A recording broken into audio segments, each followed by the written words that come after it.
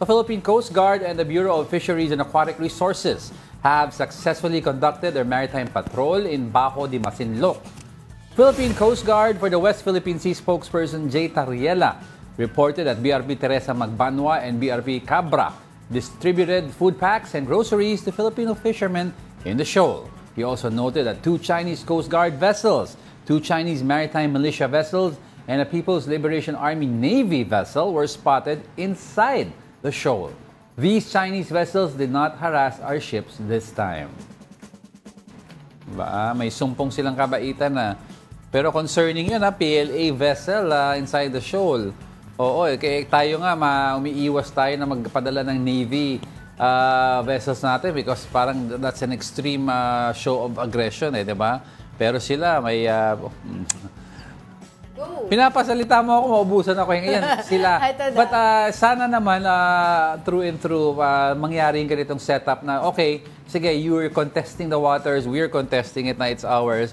Pero in the meantime, let's not hurt each other. Diba? Kasi dyan sa Bajo de Masinloc, dyan talaga maraming nangingisda mga Pilipino. Yun pa-cove yan, diba? Yes, that's a cove. Tapos, that's an important cove, ha? Oo, yung mga Chinese vessel na yan sila, yan yung mga na doon sa labas, yan yung mga naglalagay ng harang doon. Alala mo, merong ginawa yung isang fisherman natin, tinanggal niya, dumaan sila sa loob. Kasi pag hindi sila nakapasok doon sa loob, kunyari, for example, sa gitna ng pangingisda nila, tapos biglang sumama yung panahon. That's what I was gonna say. The cove provides a reprieve from the storm. Pagka nagkaroon ng sama ng panahon, delikado, hindi sila makapasok doon sa cove. Kasi you have to remember po, parang Boracay. Boracay is a cove. Pag yung waters mo during yung bagyo ay medyong wild and violent, sa loob ng cove, since may break siya may paikot na island na lupa, the waters inside the cove, tendency niyan is mas kalmado.